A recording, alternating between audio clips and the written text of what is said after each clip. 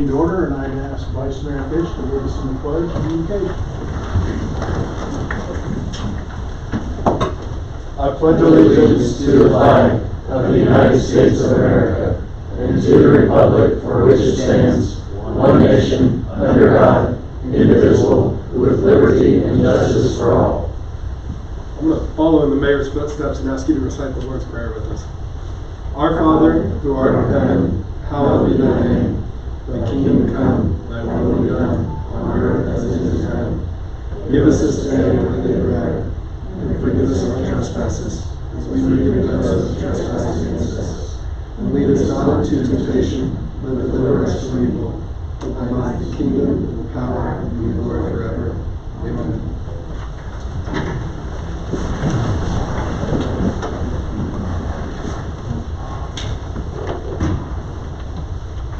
Okay, moving along, item C, approval of today's agenda. I'd seek a motion for the approval of the agenda.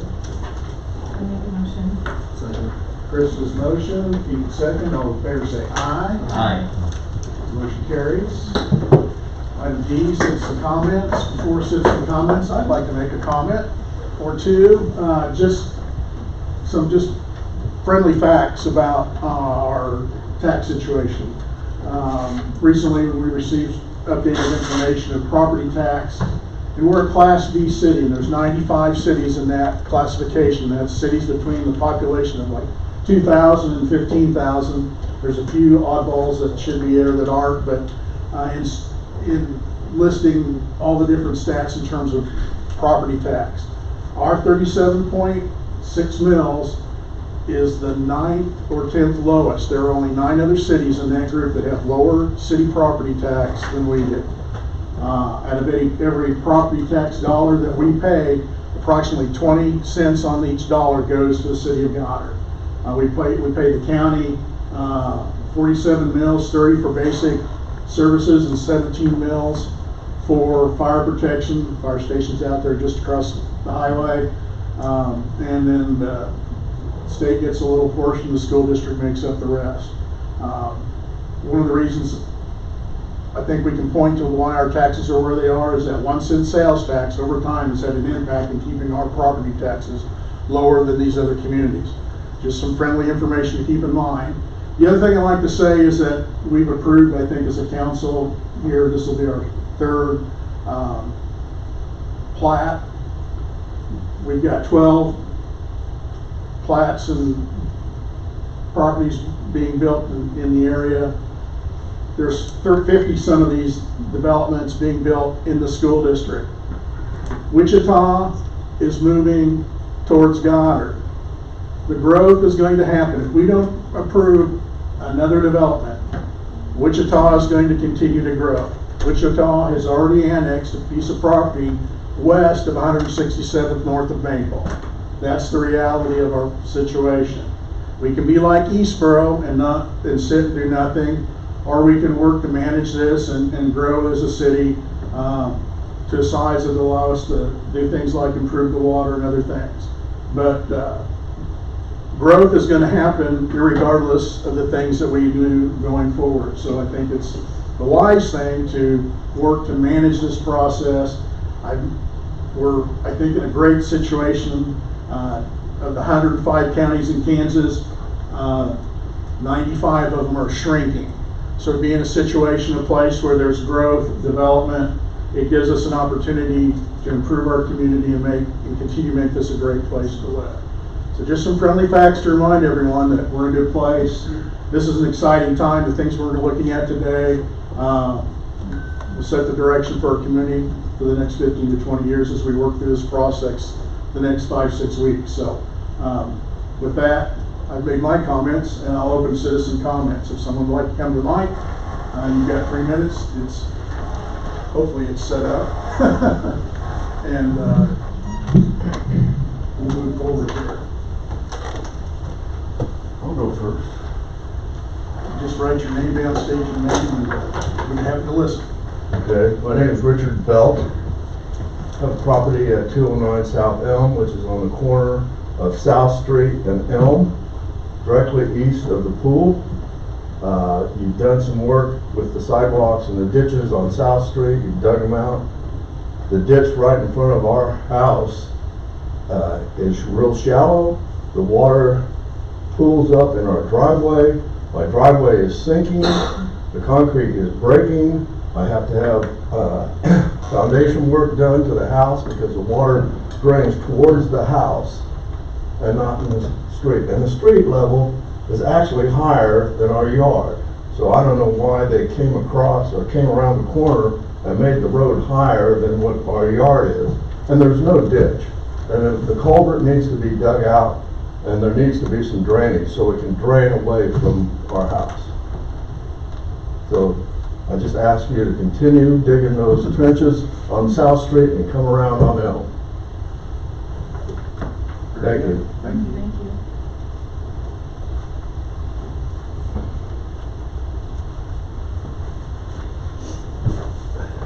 Stan Chapman. I live at 2104 North Dakota in Elk Ridge.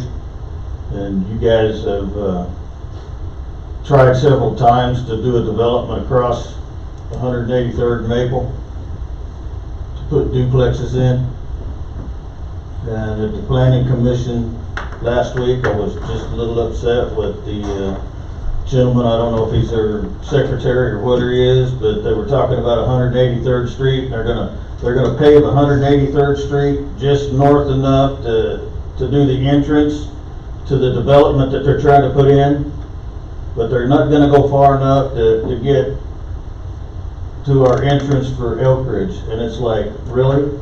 So you're telling me that you don't care about the citizens on the west side of the street, but you are pandering to the new development on the east side, putting duplexes in? They keep saying they're high end. Maybe they are, but duplexes bring values down. And I've already heard a bunch of my neighbors talking about just moving and getting out because you're going to hurt our property values. And I know at the city council meeting, the only one that voted in favor of it was the mayor. Everybody else voted no, and you sent it back to the planning commission. The first time there it was 3-3. This last time they all voted yes for it because they changed the from a zone 4 to a zone 2, because I think a zone 4 would allow them to put an apartment complex in there if they ever sold it and somebody else got it, and nobody was in favor of that. But I know most of you don't want more duplexes. We want single houses going in. That brings the value of everything up. And just like the infrastructure. So at 199th and Maple, there's another development going in there. There's 55 houses, 24 duplexes, and 9 twin homes. Nobody's addressing all the traffic that we're gonna pour into the streets there. And we still have the problem with the signal over here at 199th and Kellogg that is just, why the state's done that to us is just beyond stupid. You know, because you're only getting 4 people through there except for in the afternoon when school lets out, and then it'll stay on. And most of the time you can't get 4 cars through that intersection. You know, we spent all the money at 183rd out there to hopefully put the turn lanes in there and make that a better intersection. We need to think about the one in town that probably handles a lot more traffic, especially for the school. But I'm not in favor of duplexes. That's just, and I believe that the point was made that there's 800 duplexes going up in Goddard that are either have been built, being built, or in the process of waiting to be built. So is that what we're gonna do? We're just gonna be a low-income city? I mean, that's something that we have to look at. And, you know, depending upon what you guys do, there's a possibility that you're gonna chase a lot of people out of this city. Sir, your time's up. Thank you.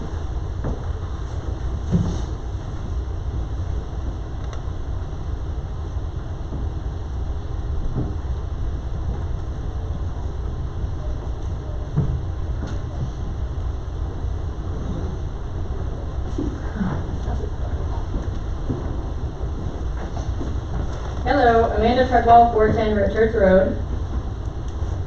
So I have a couple different things to speak on today. The first one is in regards to the CIP workshop today. I asked that we do a community-wide survey. I asked that we do some focus groups with our community, in addition to some of our organizations and community leaders. I asked that we do our research on what's most important now, 10 years from now and beyond, so that we're working very proactive versus reactive or in the moment. I asked our council to do their due diligence and don't be afraid to ask lots of questions regarding what has already been presented, and really ensure that these projects are in line with our goals and what we're and how we want to grow as a city and be known for. We need to all understand the why behind the projects and the value that it will bring our community and all those that live here. This is a lot of money and that our citizens are being asked to support, and we need to ensure the value is there for every dollar that we spend. I ask that you don't rush this process, and I ask that you do again engage all the community leaders and organizations so that we can do this together as one community and one team. And part of that also includes, originally like I spoke, that a new senior center was not part of the original list. And then also a transportation program. So that's why I feel like there does need to be some additional work done, why I like this workshop, and just ask that you do ask those questions and we really revamp this to make sure it's completely what we want and need. The other thing is that to kind of share some good news, I think most of the council is aware, but I don't think all the community is aware, but we did get recent permission to share that the grant that I applied for the Goddard Go Transportation was accepted and awarded. So we do have a 14 passenger vehicle that will be ordered and eventually delivered. That's the only bad thing is the timeline on that does take a little bit. And then we have additional $20,000 in operational cost. So $10,000 from the grant and then our $10,000 matching funds. So we'll be doing some fundraising and sort in the community to help limit the ask that we would ask of you guys to help support in that. Bingo's first Saturday of every month. All those proceeds do go towards the transportation fund and to pay for that. So I'm really excited that we'll eventually have a Goddard Go, hopefully soon. So the other thing I wanted to speak on is the 55 plus community. I spoke on this before that we currently have 1,073 senior citizens that are 55 or older in our community. If you look in the Goddard School District, there's 9,728. That's a lot of seniors. When you look at housing options that we have for them currently, it's very limited. You have the Goddard Senior Homes, Goddard Senior Apartments, which are income-based, so you're around $700, give or take there, and that is only income-based, so you have to qualify for that. Outside of that, the only other type of senior dedicated living options is going to be medical lodges, Dove Estates, and can I speak longer since it was 3 different topics? I'll give you another 30 seconds. Okay, but there's just a lack of options. So just to focus on the facts, in a survey that we did with our seniors, lack of housing came up a lot of times. So our seniors are telling us there's a lack of housing and they want more options. Since this project has been made public, I have received multiple calls from people that are interested in it and wanting to move there and know more about it. So that tells you that they are interested in that and they do want that as an option. So I ask you don't look at this as duplexes, but you look at this as us filling a gap for our seniors and 55 plus senior housing, which is dedicated for them with services and resources on site for them, which is being offered by the developer. So I am in support of this on behalf of our seniors of Goddard because this does fill the gap and it does give them more options so they don't have to move out of Goddard. Thank you.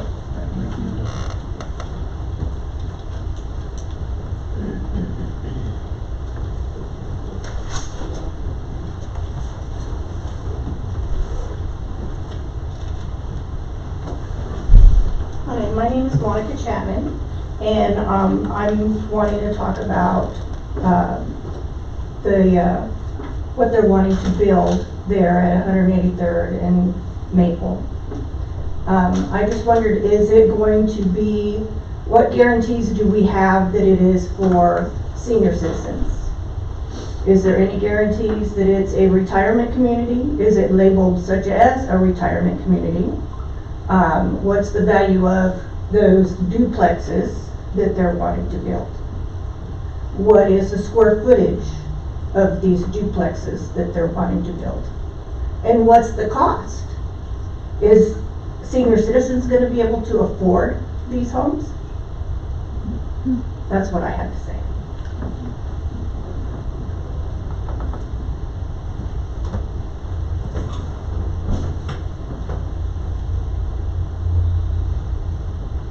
Anyone else? If not, we will close citizen comments and move on. Item E.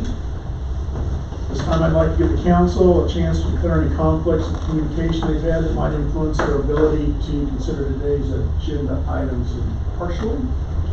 No. Okay, we're good on that? Mr. Mayor. Yes. Before the council considers the consent agenda, just to note that the results of the note sale, tip note 2025-1, came in this morning around 10:30 a.m. We received one bid, interest rate of 4%. Brett Sjogren's here with Steeple to elaborate further should the council like to ask any questions, as well as our CFO, Brooke Carroll. Any questions on that? I'll just say. Are you happy with it? Yeah, go ahead, yeah, just if you want to make a quick comment. Yeah, I'll just make a quick comment. Brett Sjogren, Steeple, Public Finance, Financial Advisor, City. We did receive one bid this morning on the temp notes. Frankly, I was pleased to receive one bid with the recent tariff situation that's been going on the last couple weeks. It's really made our markets very volatile, not just the equity market, stocks and things like that, but the municipal market is very volatile too. It's been very up and down. A lot of players have been sitting on the sideline just kind of waiting for things to calm down. So the city typically receives more bids than just one, but there was a possibility that maybe we wouldn't receive any bids because buyers were sitting on the sidelines. So we received one bid from Robert W. Baird and Company at the 4.1% tick, 4% interest rate, 4.1% tick. And so we're pleased with that result, given the market conditions of today. I'd be happy to answer any questions you may have. Good. Thank you. Appreciate the update. Thank you. Okay. Seek motion to approve the items in the consent agenda. Make a motion to approve the consent agenda. Keith's made the motion, Krista seconds. All those in favor say aye. Aye. Motion's carried. None opposed. New business.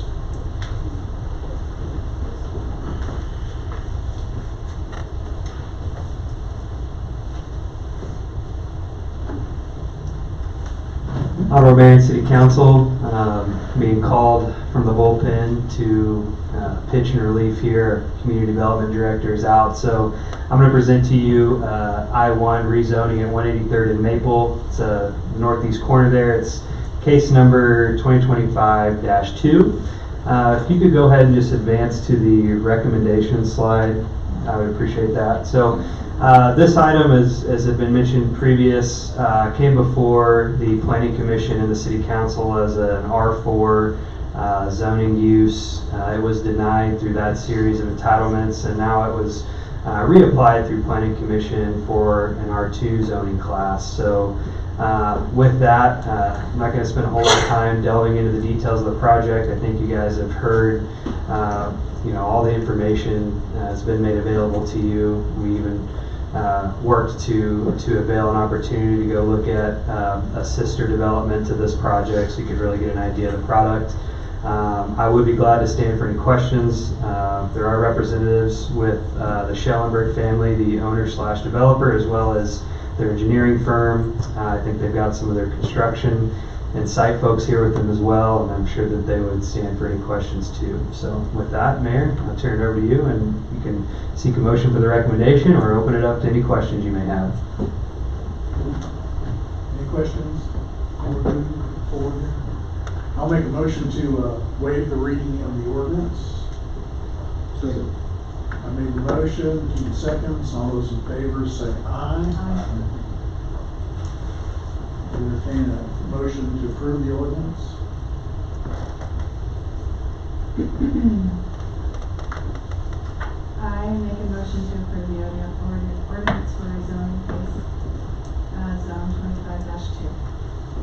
Second. Chris has made the motion, Keith seconds, voice roll call vote. Councilmember Hall? Yes. Councilmember Fish? Yes. Mayor Lee? Yes. Councilmember Collins? Yes. Councilmember Trailer? No. Ordinance 994. Motion carries 4-1. Thank you. Next item. Up there. Come on up, yeah. Why don't you start and then we'll come back to the table.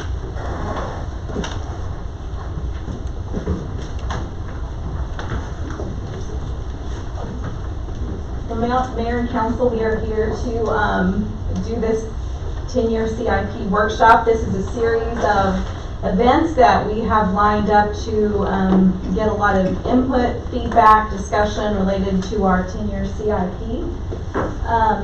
Today we'll go over the areas of focus really quickly, and then talk about our project details and get council feedback from you all. So kind of how this is going to work today is we have, you've got a pack of stuff and we'll go through that, but we will start with going through each of the focus areas with staff.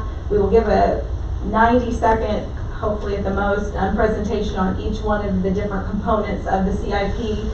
Give you all 10 to 15 minutes or more, whatever it requires, to do some council feedback on that particular focus area, and then we'll just keep moving on. So this is one work session. We have another one scheduled. We have a community engagement event scheduled. If we need to do more, we will, but this is the way that we hope to work through this. So our areas of focus, just as a reminder, we have administrative investments, facilities, parks and recreation, pathways and streets, sewer and stormwater, and water.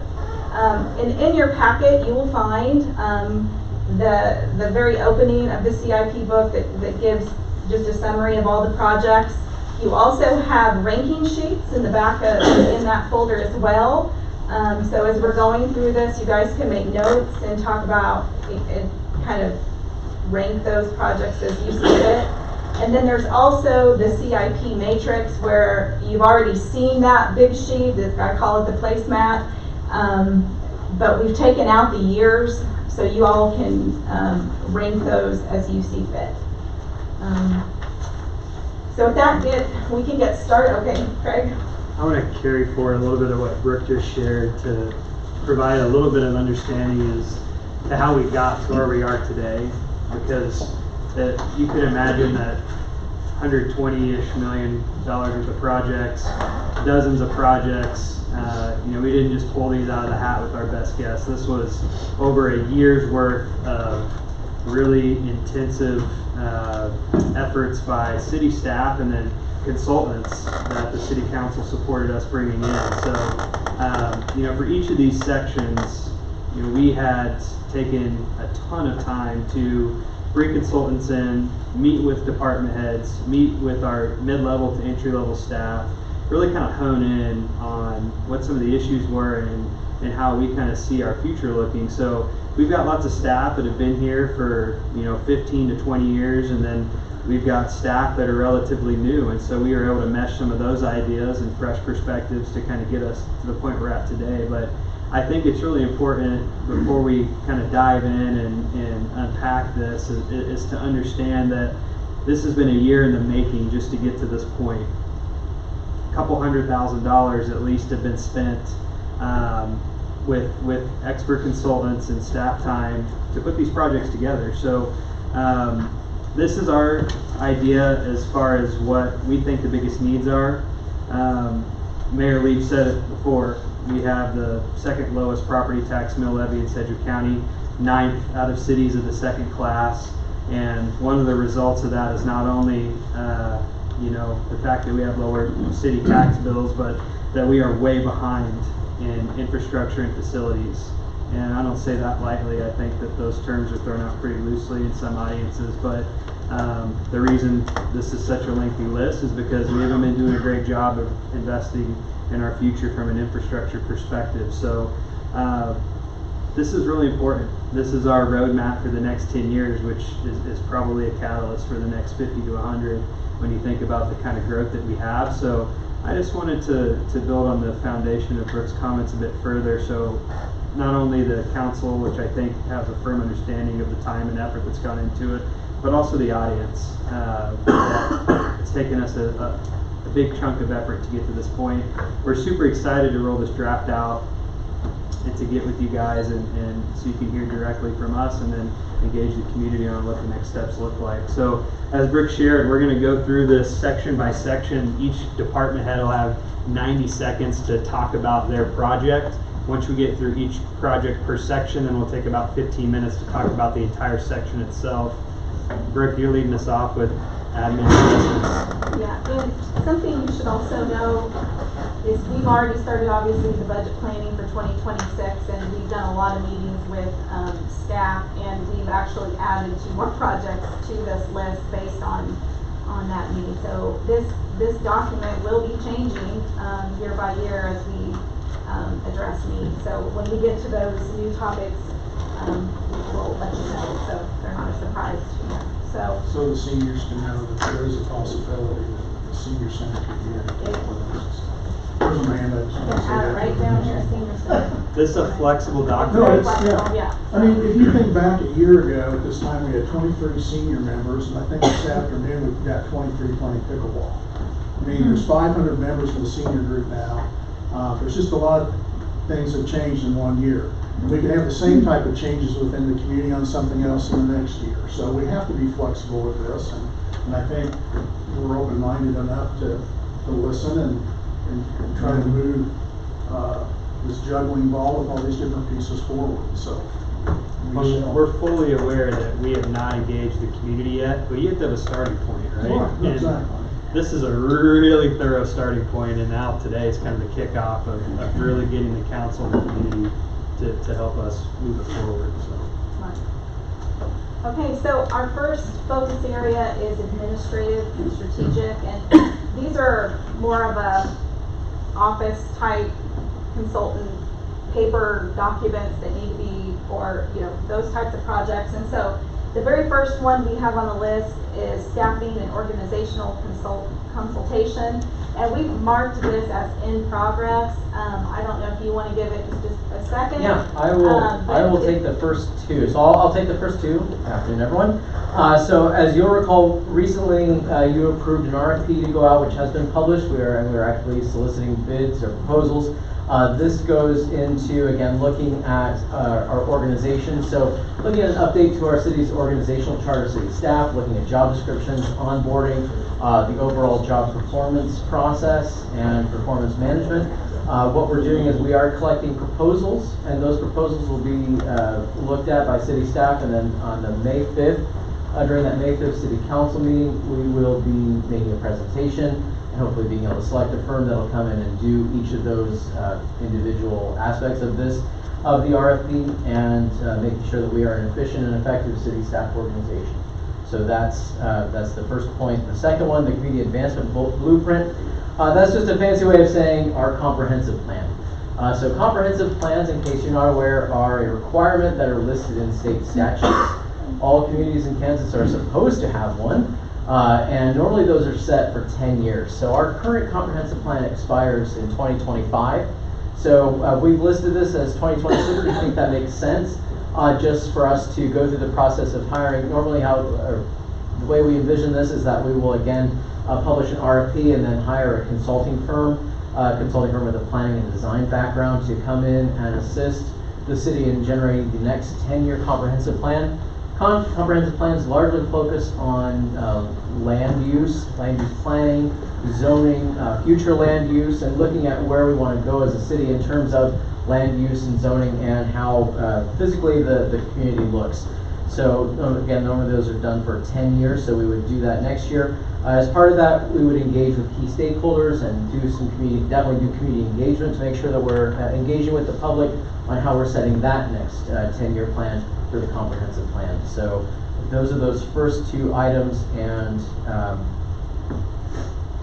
there's usually stuff like that comp plan. There's usually a steering committee of community stakeholders. Ryan mentioned we would engage with them, but typically, like, the council would pick like 8 to 12 members of the community to serve on this comp plan steering committee. Maybe you'll have some people in the faith-based sector, some business owners, some people from the school district, a couple of staff members, maybe a council member or two, but they'll really help kind of drive that process. And it's expensive and it's very, very time consuming. And our 10-year plan that we've had ran from 2015 to 2025, so it lines up pretty well to do a new one in 26. I might add one other thing. As a part of our engaging with professional consultants to put together the CIPs, a lot of our cost estimates were done by experts in the field. However, this first one with the staff and organizational consultant, that $30,000 was a meager placeholder. It could come in much higher than that, so I want to make sure that that's understood, so you don't hold us accountable to that first look at a figure, because I think it will be higher, albeit a very important component for a fast-growing community to have your organization aligned appropriately. So. The final component of this section is called Efficient Finance Software Upgrade Initiative. And this is basically a whole new accounting system for the city. It takes into consideration utility billing,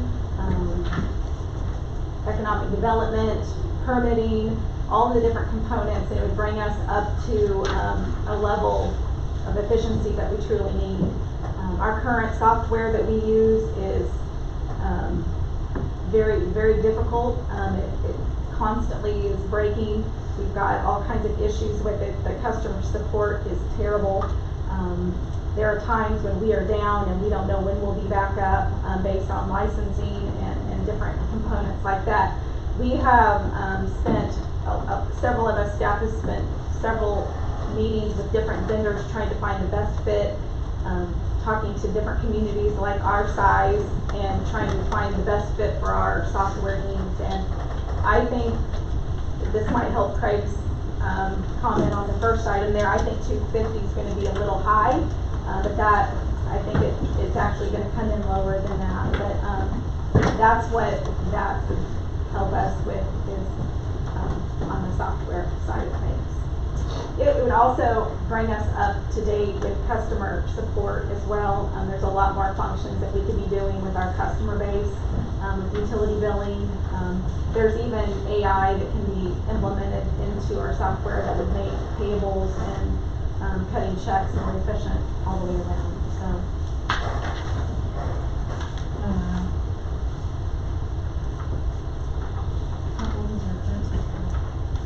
How long have we been on G-Works? That'd be a question for Lori, but I would say at least 10 years. At least 2005. Okay, 20 years. 2005. Yeah, so we did do an update. We do updates periodically, and one of the items that we were working towards is moving to the cloud, but it's been difficult to execute that because of all the other issues we're having with them. It's kind of a fingers crossed every day as to whether or not it's going to work appropriately. They dropped that process. We haven't, and in fact, they haven't even contacted us to do that because I think they're so bogged down on their end that I wouldn't know. They wanted to move us to the cloud. Did we get our money back? Yeah. We haven't We didn't pay paid. anything. We didn't pay anything extra. We approved, but they haven't. We've been purposefully you haven't delaying paid that anything yet. process Okay. because of all the other problems. That's good. I told them that we wouldn't go live until they had at least one city behind them backing going live, and they can't do that. So we're not going to tear up our accounting system and wait for something to happen. I can't do that. When we're adding 100 to 200 meters a year, and you have a finance system software that's not working, and then you're being asked to switch to the cloud when you're just trying to make it day to day without having issues, it can be a real conundrum. So we've been delaying purposefully going to the cloud because we don't want to deal with the aftermath of what could go wrong. The system will not allow me to run reports that I want to run comparing multiple years. I have to extract the data per year and implement it into Excel and manipulate it that way. And it is so inefficient to work that way. I mean, if I want to do a 5-year comparison, it takes forever to get the data lined up and working properly. I mean, we've outgrown it. It just, I think the city of Garden's outgrown this part. Kind of like my 2005 cell phone. Right, yeah. No, like your Windows 95 computer at home.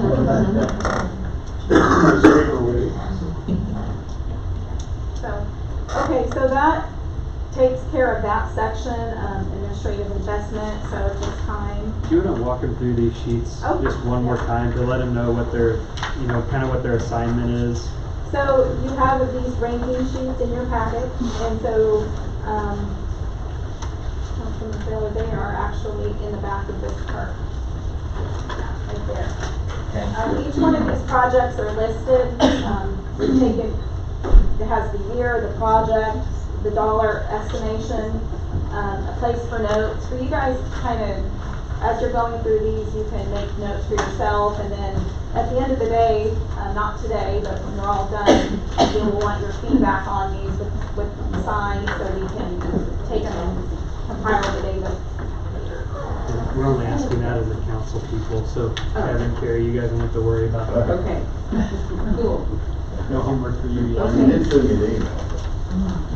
On the comprehensive plan, and guys, we want you to talk and ask questions and engage. And I know this is kind of our first time really doing this with an audience, and so I know it might feel a little unusual. But don't be shy, and please ask questions and comments. But on this comp plan process, I mean, even if we, when I think about like this land use case we had today, having a solid comp plan that's up to date really should help guide those decisions.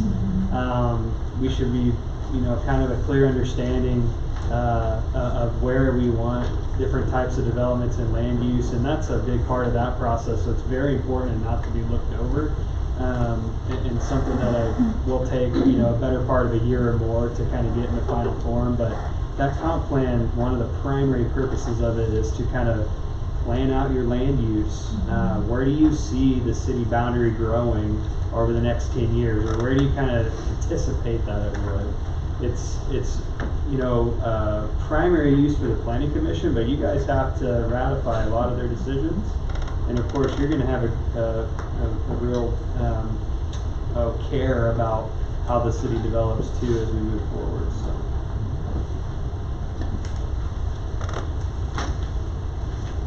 Okay, so we'll open, we're going to let you guys discuss this group. This is a small group, so this is kind of like our practice group. You get warmed up with this group of stuff. Not that it isn't important. Right.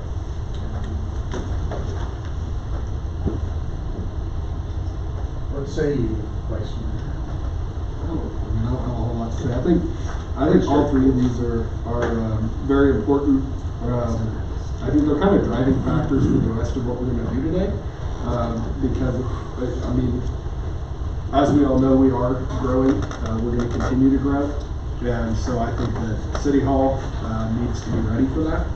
And as we can see, like many other areas of the city, we just didn't do anything for about 20 years, so we got to catch up. But this is an area that has to be ready for the other projects that are coming. So I see these as all as very important things to get done sooner rather than pushing them off any farther.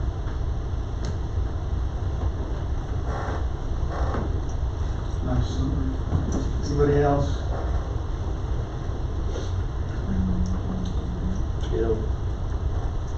I just think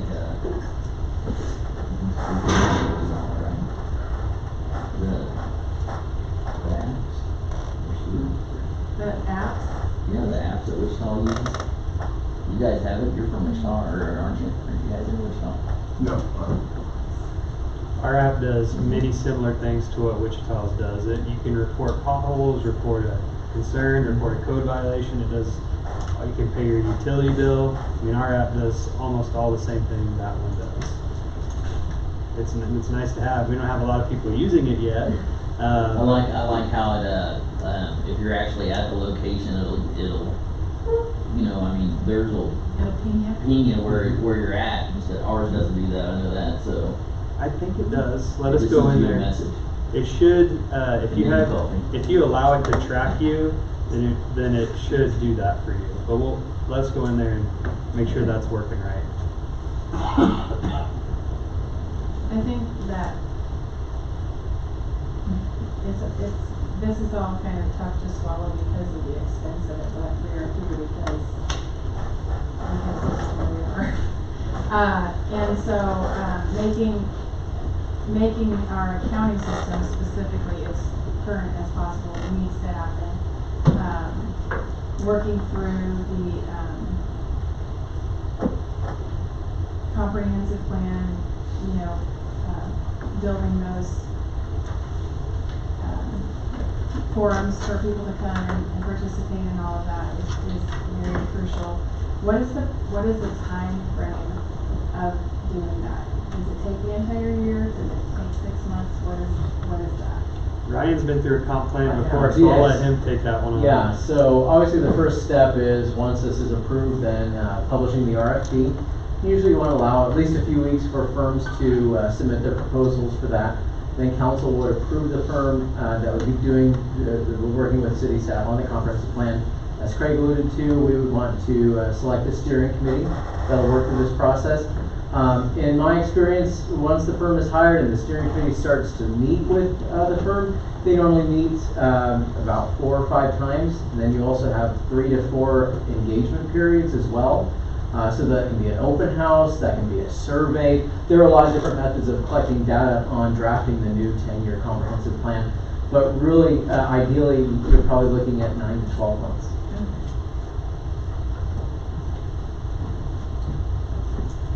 One of the things that you have to factor in is, of course, schedules for the steering committee. How far away the firm is. Let's say we were to hire a firm out of Chicago or Minneapolis, then we have to factor in travel time as well, as opposed to a more regional, closer, say, Wichita or Kansas City. So you have to factor in schedules for that, and then also in community engagement, you have to look at school schedules and when people are going to be traveling to make sure that you have good community engagement as well when people are actually going to be. So that's it. So it does. And once you do have the draft plan, then that draft gets reviewed by the public. It gets reviewed by the planning commission, by you as city council, and the steering committee. And then in terms of the final adoption first has to go before the planning commission. They have to adopt it formally, and then it goes to you as city council for final adoption as well. And then it's put into place for the next 10 years. So the reason why it takes so long is because of all the community engagement and the research that's done in looking at the historical growth patterns of the community, where we are right now, and then where we're looking to grow. That all takes time, of course, to do that research and to gather the data through community engagement. So it's not a quick process, but it can be done in a year. Absolutely. But it's just like anything else, you're gonna get what you spend on it. So Yes. there's firms that will come in and do it for half that, $100,000. There's some universities that do this. Wichita State, KU, and K-State, they have little kind of call them consultant wings that do some of this type of thing, and they'll use graduate students to assist.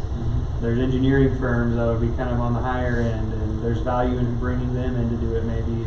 So you're going to be able to choose at what level do you want to spend, and what kind of a product are you hoping to achieve, and we'll give you a spectrum of options when we get to that point.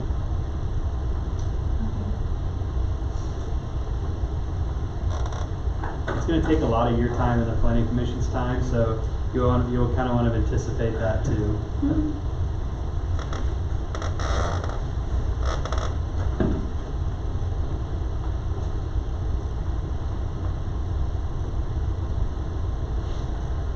Ring the bell and move on. All right, our next focus area is facilities. And the top 2 items there we won't discuss. They're already 90% done Yeah, in or progress. approved by council, the monument, wayfinding signs, and our salt storage facility upgrade. So, we have Carrie here today to talk about, the library expansion, facility. So, if you'd like to go ahead, you're up. Absolutely. So we are a small library that does big things, and we have seen, just like Otter, the library's seen lots of growth in the past 5 or 6 years, from our programming attendance to the usage of the library, and as well as our staffing.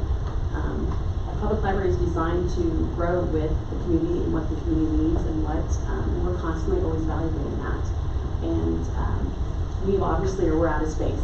Anybody that will come over to the library knows that we are out of space, and not just with our programming, but with just our daily operations, from bringing books in to process. When we get a book delivery, we have to delay that because they deliver right at 3 o'clock. If you come to the library at 3 o'clock, there's about 20 students that are there, plus the traffic that comes in from after school. So we have to delay that because we have no way to process that. As well as staffing needs. We would like to hire additional staff, but there is no way to place those staff members. So this expansion would allow us to be able to grow in what we need, with our programming needs as well as our staffing needs and our daily usage. So kind of where I'm at today with that. So I'm excited for the growth. I've been a part of the changes the past 5 or 6 years, and like I said, the library just does, for as small as we are, we really do some amazing things with the community, and we're very, I like how it says a learning hub, because we are more of a hub of the community, not just a library space with books, but we offer so many more services than just books for our community. So I'm glad to be a part of that. We still want to be able to keep that small town feel with the library. That's one thing that we get lots of comments on.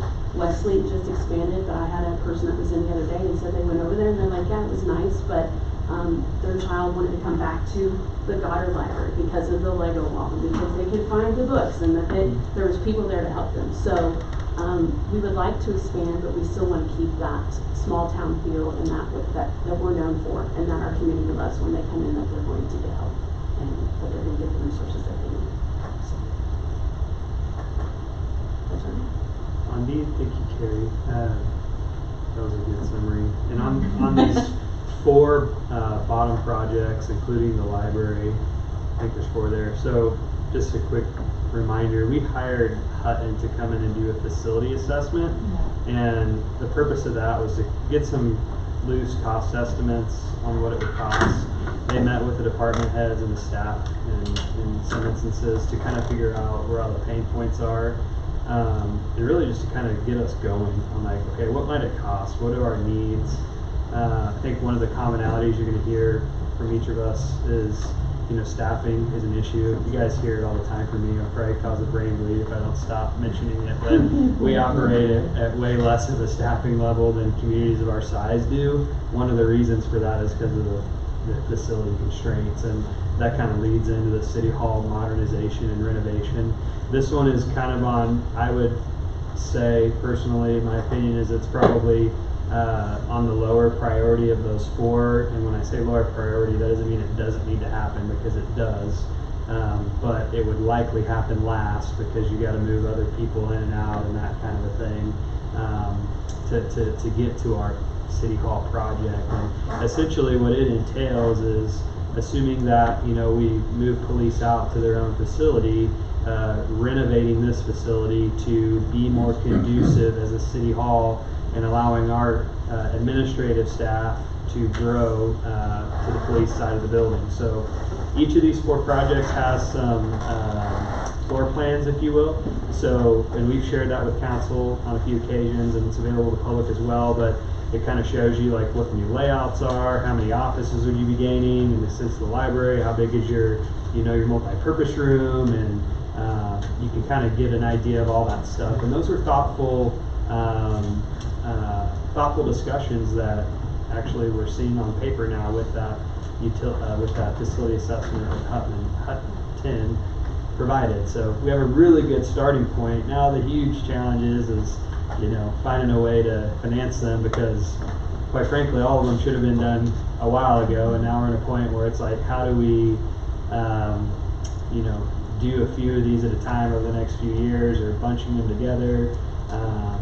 Clearly, you know, it's going to take issuing some debt, and taxes are always part of the discussion when you're talking about figures this big and round, and those are hard discussions to have. So anyway, I just wanted to remind you that assessment that kind of got us to this point, and I'll turn it over to Chief.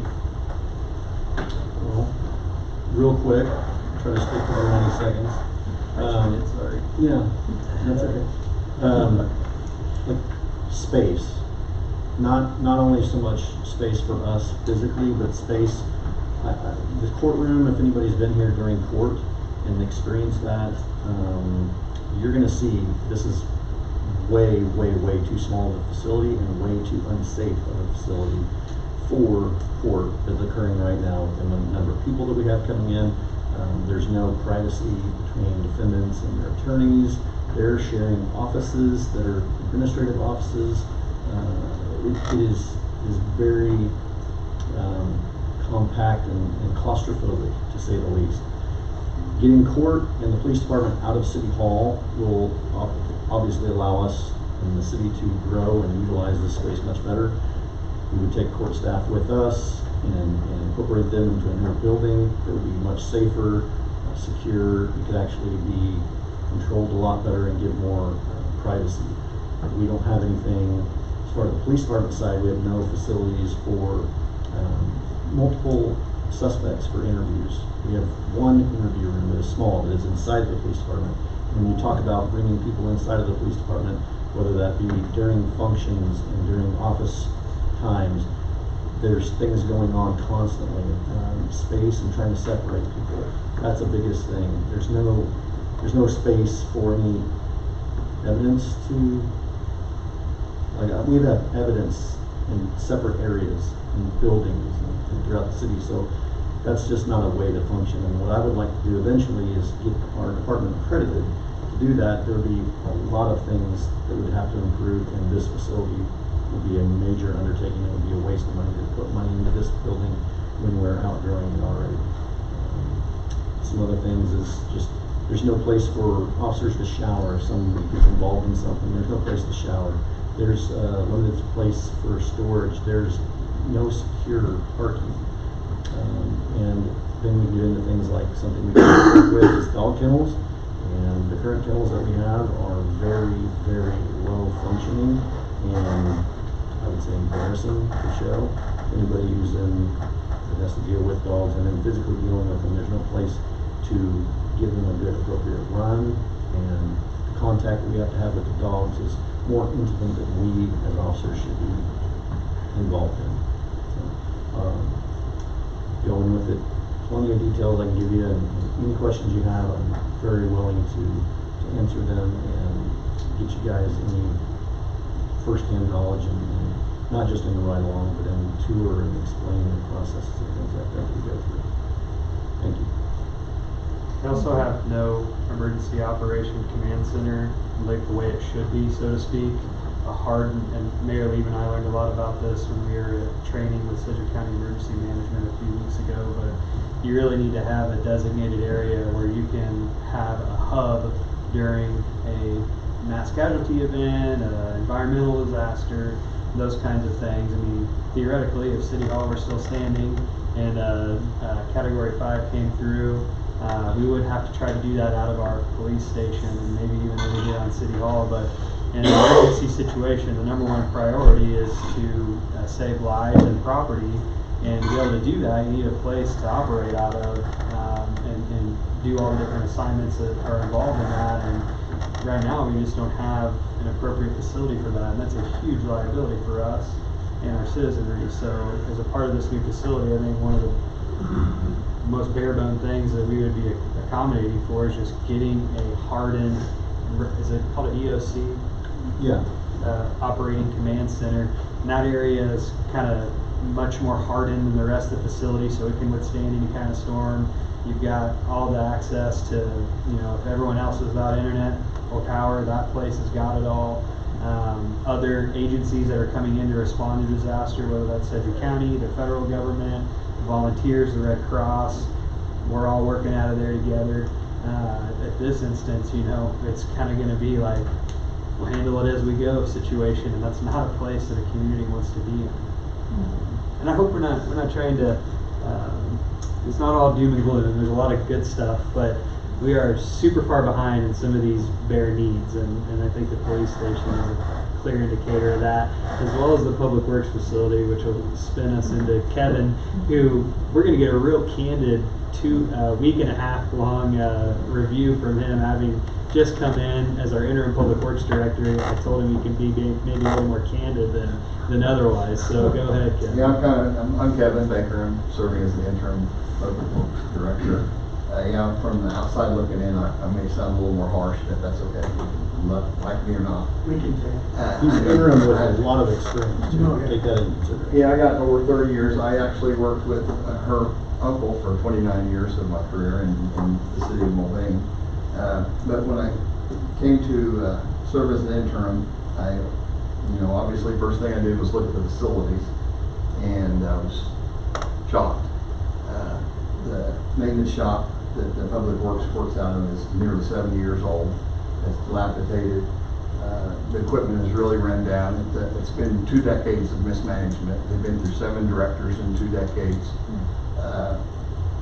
It's just not a good picture, and I think in return this correlates with the large turnover that Public Works has had and the inability to bring in qualified help that specifically addresses the areas of need, like in water or streets or wastewater.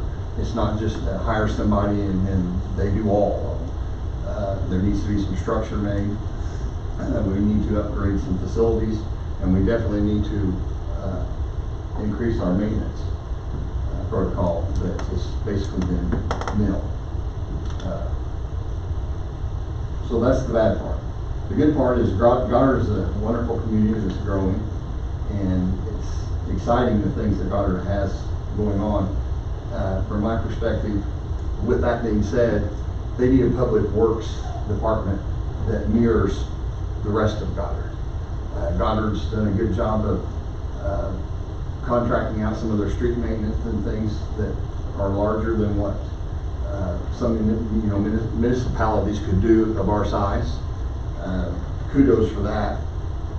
However, on the public works side, the people who take care of all of that have been neglected over the years, and not so much neglect from the governing body, but from the management that it's had. Otherwise, for instance, I served as a director for 29 years in Mulvane, and Goddard's been through 7 at 20. And it's going to take somebody with some good experience to turn things around. I think that can happen. I love Craig's vision. He's got a little soft spot in his heart, I think, for public works. He's spent some time in it, so he kind of knows the blood and guts of it, for lack of a better term. But the facility and the way things have been managed, particularly starting with the facility and the equipment that goes in it, would be very important in the improving the image of the city and the public works and its ability to maintain what the city has done over the years. You cannot continue to improve your infrastructure without the public works department that will take care of that infrastructure. Questions or discussions? So the magic trick is figuring out, these are things that were needed yesterday, right? And so we're trying to figure out, how do we get them built as quickly and efficiently as possible, and also considering that every day we wait, it gets more expensive. That $18 million police station probably cost $10 million no more than 5 years ago. Now, 2020 is a huge reason for that. We saw spikes in prices that really haven't come down much since then. We're not going to anticipate maybe seeing that kind of a economic issue moving forward, but we can anticipate that things are going to continue to get more expensive as time goes on. There's no fancy chandeliers on that. Not yet. The levy as is obviously is not going to cover pretty much any of that on its own. The good news is when yours is as low as ours is, you can use that as a tool and still be competitive with our other communities that have mill levies much, much higher than ours. Sales tax initiatives tied to very specific projects can be a good tool. You know, your voting population may be more excited about supporting public safety in a library versus some other things, and maybe those other things are the ones that you guys are able to take care of with mill levy dollars that are established at the bench versus sales taxes voted upon. So it's going to have to be a combination of those things. We have jacked up the fees on the development community is really about as high as we can, and those dollars are going into reinvesting in the infrastructure that's not seen, not the facilities, but the water and the sewer main. I guess you do see the roads a bit, those types of things. So they're not going to be able to shoulder this burden. We're all going to have to come together and take care of it, us taxpayers. And so luckily we're adding lots of rooftops, so that piece of pie is getting smaller for every person that we bring into our community, which is one reason why growing can be good. But this one right here is going to be a tough nut to crack, and it's going to take some tough decisions. But we can't operate like we're a city of 2,500 like we were before Walmart came 15 to 20 years ago. We got to start operating like we're a city of at least 6,000 that's going to be grown to 12 within the next 5 to 10 years. That takes improving these facilities. So in sum, that's where this is at. And I think we could probably spend the rest of this meeting talking about facilities if you guys would like. We got about 20 minutes left here. First, I want to say a couple things. I've spent a lot of time in the last 2 or 3 weeks thinking about how we pay for things.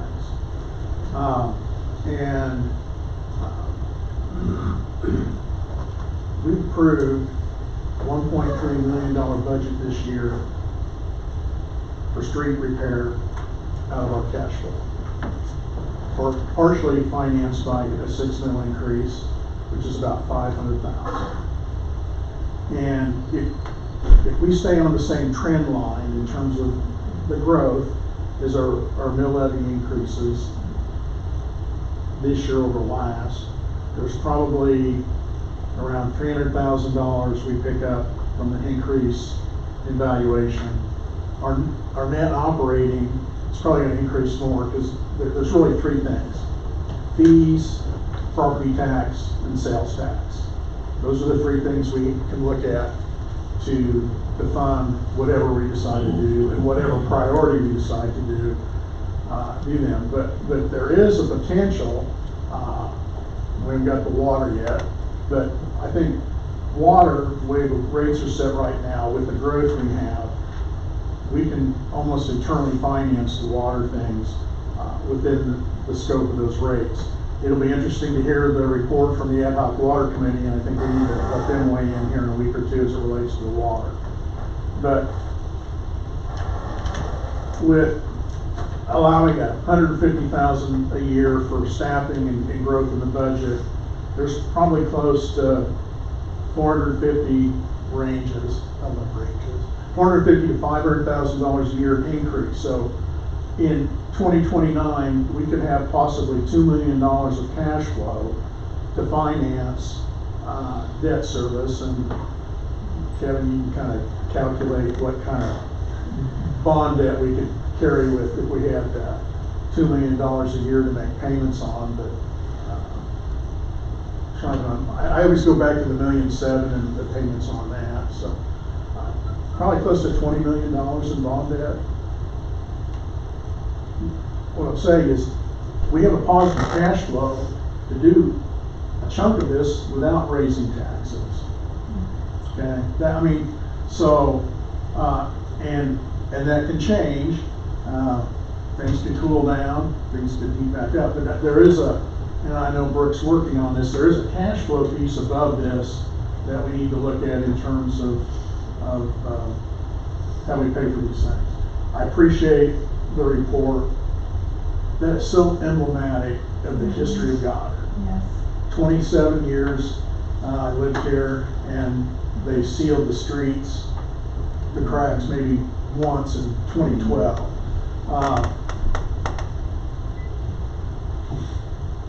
we have the opportunity, the things that we've done, just think, we had $250,000 in that budget the year before for street maintenance. And we're spending over $1 million more than that now. Because we sat down and we made the decisions to be serious about making this a nice place to live. And we've started at the core, because if you let the core rot out, the whole city's gonna rot out. And so we've turned the corner on that. And so we have the next step then is giving the chief a place to work. Giving Kevin and our staff a place to work. You know, providing space We for got the that library. second floor in the community center. That's my new office, they didn't tell you. I have a hard time getting a desk up there. But, and then I think the other piece that we need to include in this is the senior center. That's been something that's changed and grown in the last year. And there's a lot of possibilities and options as it relates to that, so I don't think we need to forget that. But there's two sides to this. There's the, we're in a position where we can pay for some of this with our growth, and making the determination of what that is based on projections and estimates, which will change. As soon as I get it out of G-Works, I'll let you know. I know. I make a motion that we approve that new software. Let's get that done. No, but I guess we're in a good place, you know, and I think I try to point out to everyone that, you know, we're not the sole reason that the school district is having to do a $200 million bond issue. We're a piece of that.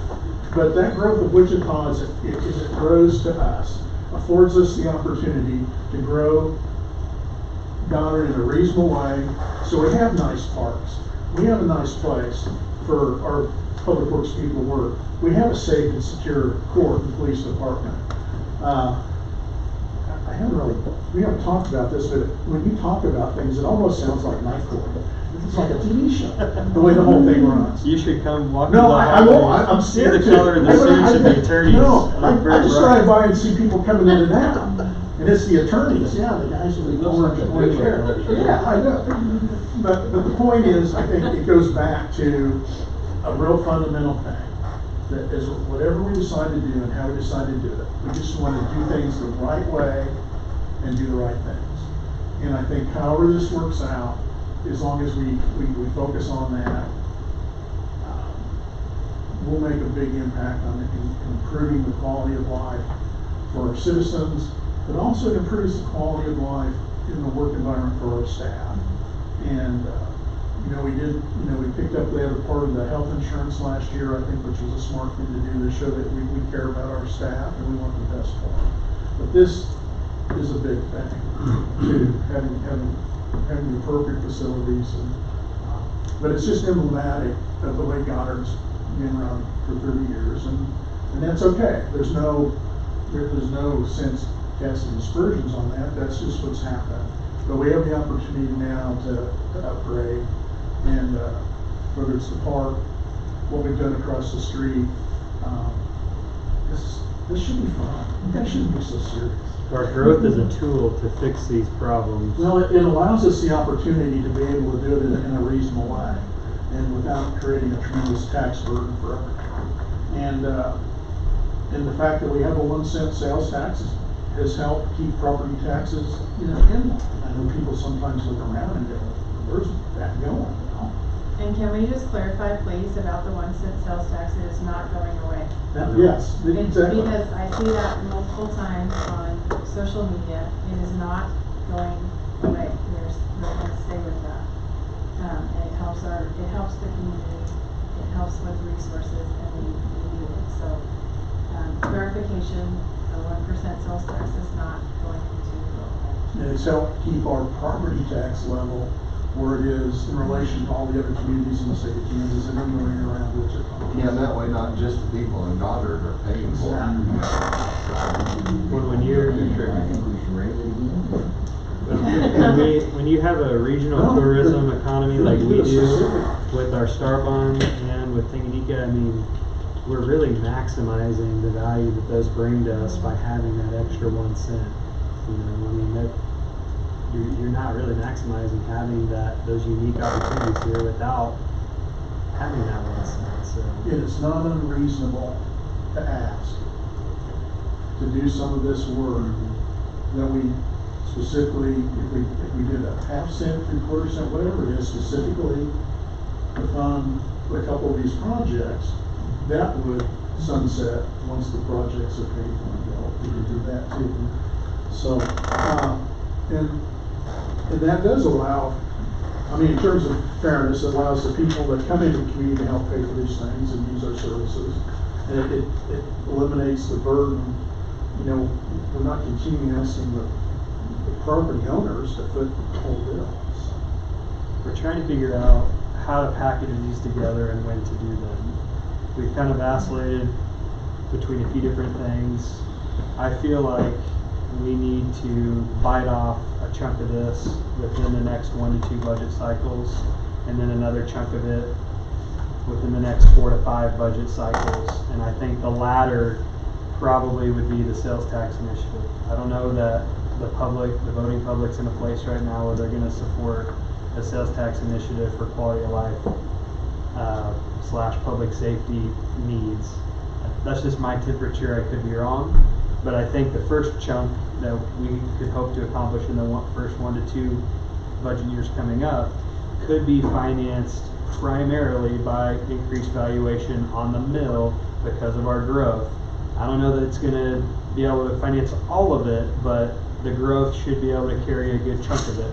Now that depends whether you go 2 years, 3 years, 4 years. Yep. And in terms of,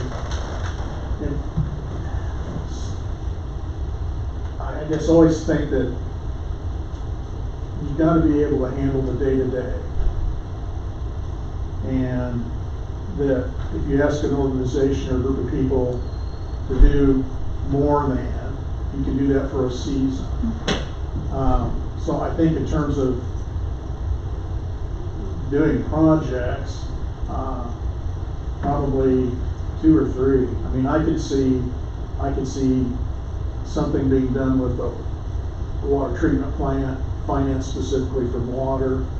I could see the police station, and the public works facility. I mean, those would be 3 huge bites of the apple. And then to follow up with that, once you got that going, then you come back with the library, the senior center, another park, a recreation area.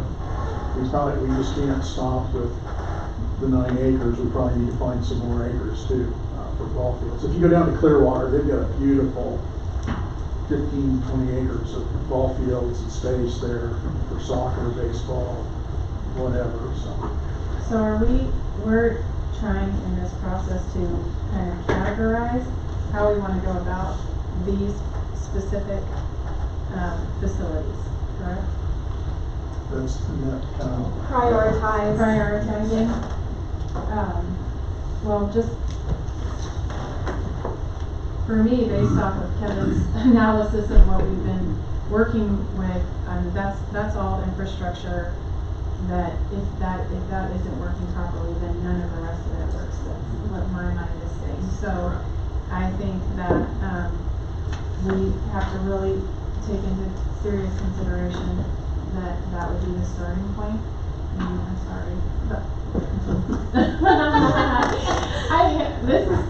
it's a big gulp because this is the place that we're at. But if we don't have the proper facilities, for water and maintenance for our city, to me that's what makes the most sense to start with. And the security of their equipment that's there right now is less than Well, desirable. and along the way, I don't mean to interject, but along the way, you can find ways to make economic sense out of it too. You don't have to spend $5 million. You can, we can, I'm not saying cut corners, but there's lots of ways to build a new public works facility for less than $5 million.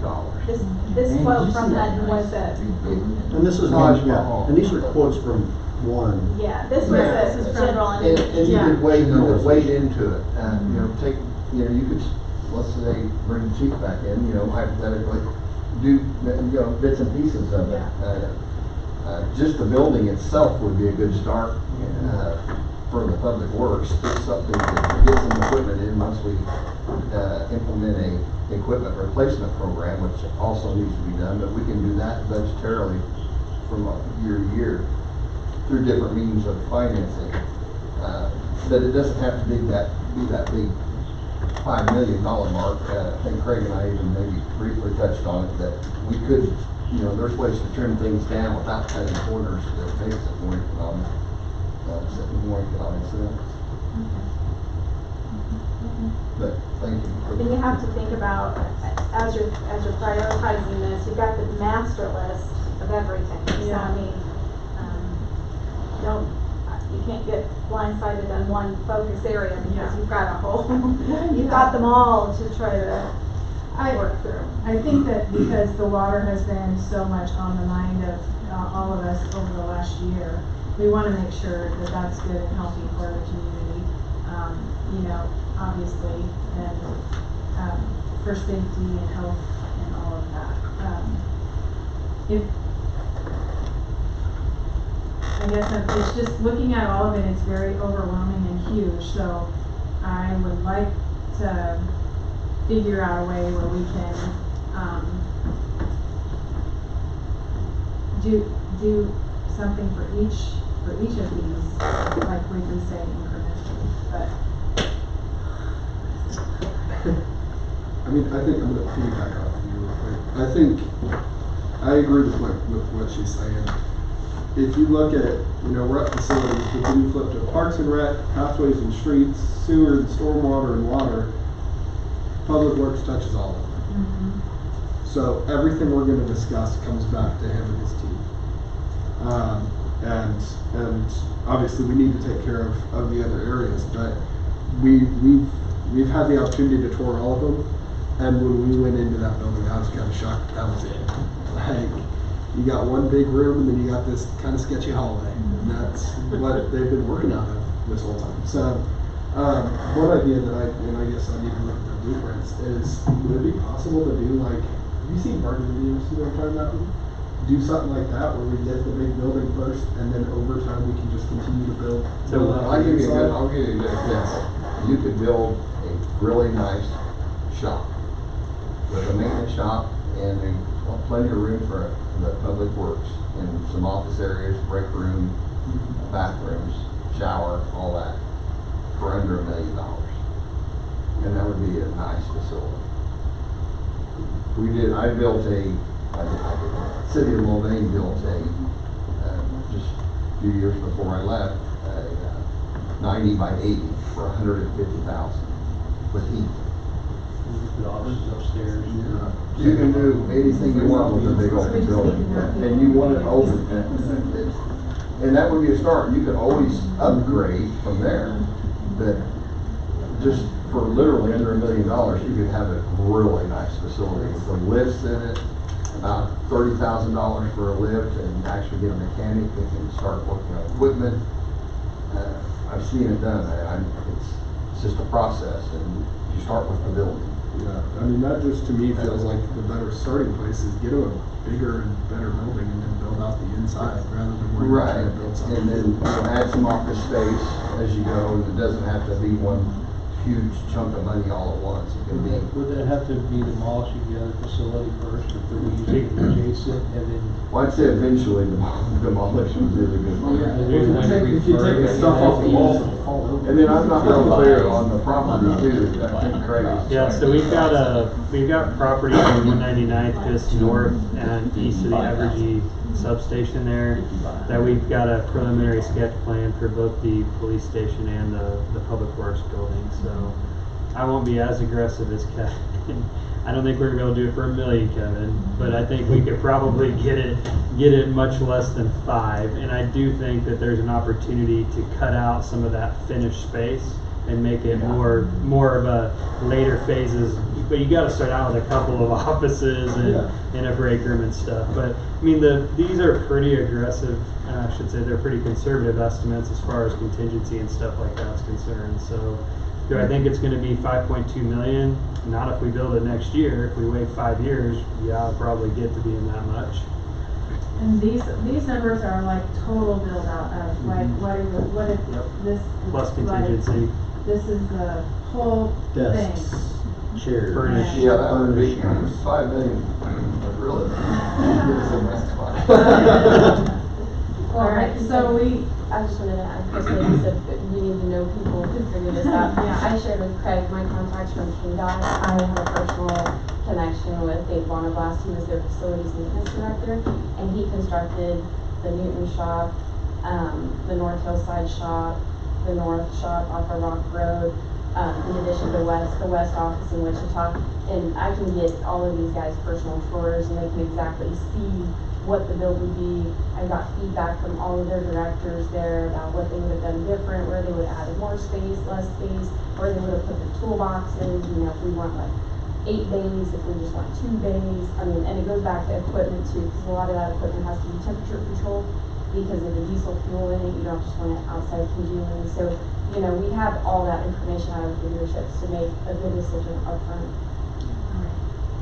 We actually, this should have been in so long ago that when I was an intern here, we toured the City of Maze's new Public Works building because we were hoping to gear up to build a new facility, and theirs is a pretty good example of what can be done for a pretty economical price. I mean, really what you need is a big all-steel building with some finished space. Yeah. With heat. And some heat jackets. With All you need is heat. And it's not large. hot melting stove. 55, 60 degrees. Their public works and their city hall, I think they would have been, they would all agree that they should have built it bigger, especially in the police department.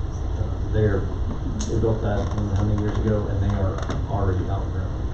So this So you is. like the Winfield facility?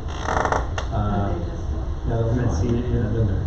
But this would very comfortably, I would say, give the police department and court together for our services, well, at least 20 years. Just space and functionality. There's a lot of great examples of what I would say penny-wise, pound-foolish decision-making in our ring around Wichita, as the mayor puts it, of brand new facilities that have been built within the last 10 years, and they are really kicking themselves that they underbuilt it. And so I say that is because as we start to really fine-tune this stuff, especially when we're like the year before we're going to build it, it's really easy to get the scalpel out and, from the dais and, oh, they don't need this, they don't need that, that's too big, those kinds of things. We'll ask that you extend us an arm of trust, because we want to build this right and build it once, 20 years, and we better get 50 years out of it for that price tag. Yeah. And you can build these things to be expandable too, That's what, as well. So, we don't want the Taj Mahal, but we got to have something that we're not saying, oh my gosh, we're out of space already again in 10 years. So there's a balance, right? Yeah. Well, I think it's great. What if people have come up with a perfect design to sustain 50 years and then decide that we can deal with this portion here and expand it as we do all the infrastructure, water, all that stuff. Yep. When we get, so at this point, we have preliminary concepts and some ballpark estimates. When you guys say, okay, we're gonna build that public works building in 2026, then we go into full design mode and we say, okay, here's what this is gonna cost and here's what it's gonna have in it. And, we can make, that's really easy to be expandable when it's an all-steel building, you're simply just growing backwards or forwards, so to speak, but at that would be the appropriate time where you're really honing in on those details. With the library, the building itself is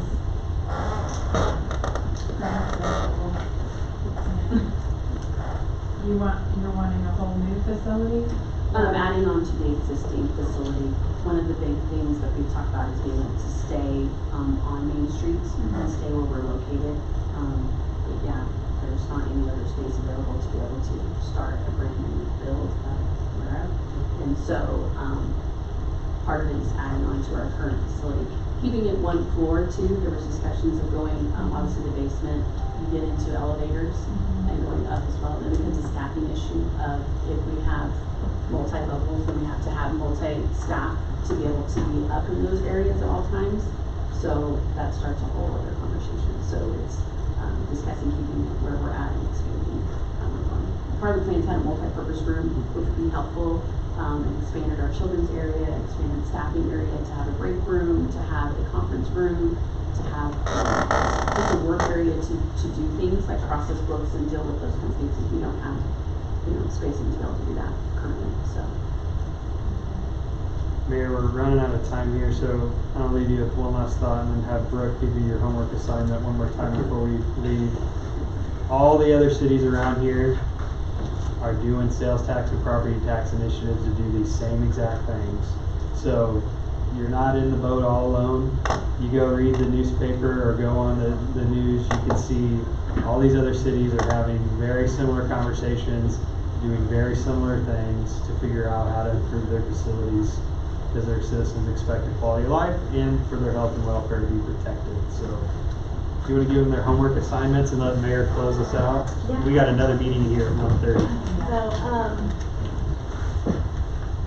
So I would ask that you go home and kind of think about what we talked today about regarding these specific focus areas and get some feedback from some citizens, if they're talking to you. Maybe try to start ranking them, make notes. Eventually we're going to ask for your notes to be turned in so we can compile the data. Our next council work session will be another noon meeting next week on April 30th. We'll do the same thing. Just to remind you, we do have a community engagement event on May 15th at 6 p.m. at the community center. And then we will have another council work session after that meeting to kind of incorporate all of the stuff we've talked about. And then later we will plan to adopt a resolution once we finalize this. So in the meantime, if you've got questions on any of the projects that you're looking at or we discussed, or if you want more information, just reach out to a staff member and we'll be happy to get you that information. Just fill out the 2 sections for facilities and admin so far. Don't start filling out the matrix till we get through the next workshop where we'll finish working through the other sections. And once you fill out all the sections, you can go back to the full matrix and start filling it out. And we'll probably have you return those to us, not till after our community engagement event, so you can factor in feedback from the citizens too. One other thing, I would like to recommend that we add another line under projects for the seniors. So let's include that. On facilities? Under facilities. Okay. And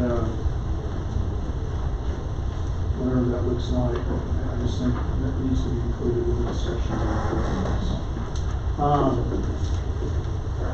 How time flies when you're having fun, hour and a half. I appreciate everyone's work on this. It's actually fun to watch.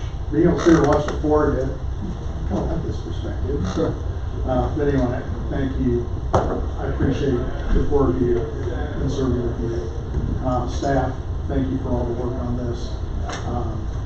We have the opportunity to make Goddard a nice place. And I know I've said this a couple times. Goddard deserves and can have nice things. And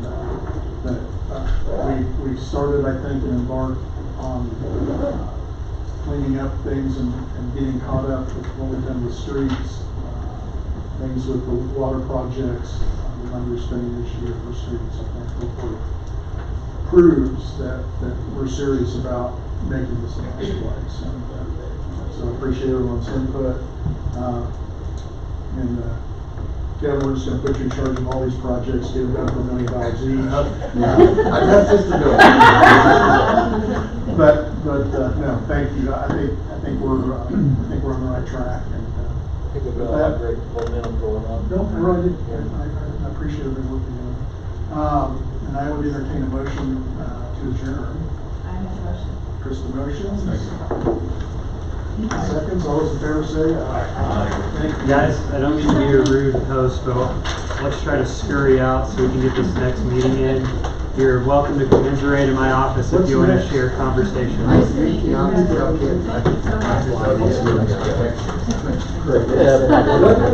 So much to have. I will.